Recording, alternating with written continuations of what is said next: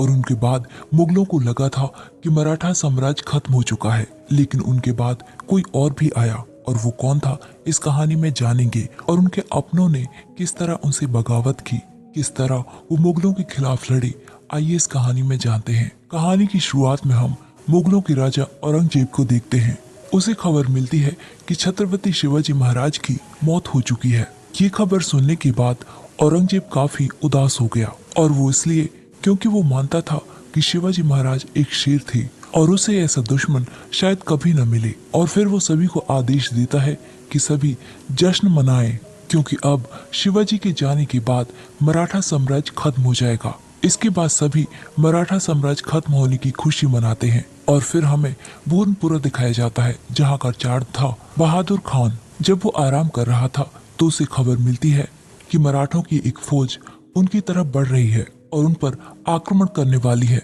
लेकिन अब हैरानी की बात तो ये थी कि जब शिवाजी महाराज की मृत्यु हो चुकी है, तो अब मराठों का आखिर ये कौन है जिसने हमारे खिलाफ लड़ाई मोड़ ली। और फिर हम देखते हैं कि कोई और नहीं बल्कि छत्रपति शिवाजी महाराज के बेटे संभाजी राव हैं, जिन्हें चावा के नाम से भी जाना जाता है। और फिर संभाजी की फौज मुगलों पर आक्रमण कर देती है और लड़ाई शुरू हो जाती है। संभाजी की फौज ने मिनटों में बहादुर खान की फौज को ढेर कर दिया, और फिर संभाजी बहादुर खान को मारने के लिए आगे बढ़े। तभी सामने से बहादुर खान का शेर आ गया और वो संभाजी पर हमला करने लगा। वो उस शेर से बड़ी ही बहादुरी से लड़े और उसे भी मिनटों में ढेर कर दिया। बाहर आकर उन्होंने बहादुर खान को पकड़ लिया और फिर उनकी फौज मुगलों के खजाने को लूट लेती है।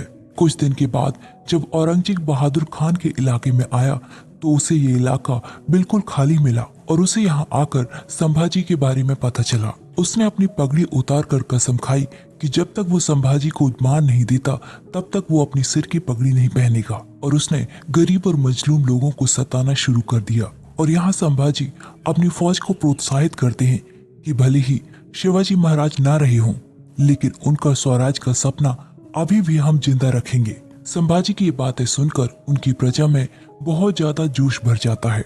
युद्ध के बाद वो रायगढ़ जाते हैं। उनकी पत्नी यशोबाई और उनके बच्चे इंतजार कर रहे थे। संभाजी और उनकी पत्नी के तालमेल बहुत अच्छे हैं। वो सारी बातें उनसे शेयर करते हैं, और वो उनकी पत्नी ही नहीं बल्कि मित्र भी है। और ये है संभाजी की सौतेली माँ सोयराबाई, जो अपने बेटे राजा राम को छत्रपति बनाना चाहती थी, जो ऐसा ना हो पाया। इसलिए वो संभाजी के खिलाफ षड्यंत्र रच रही है, और उसके साथ महल के कुछ और लोग भी शामिल हैं। रात को संभाजी भोजन कर रहे थे। वहां पर यशोबाई के दो भाई कोकन और रचिन भी खड़े हुए थे। वो महाराज से कहने लगे कि उन्हें उनके अंडर में काम नहीं करना, बल्कि उन्हें अपना अलग राज चाहिए। संभाजी इस बात से क्रोधित हो उठे, क्योंकि वो अपने स्वराज्य का बंटवारा नहीं चाहते।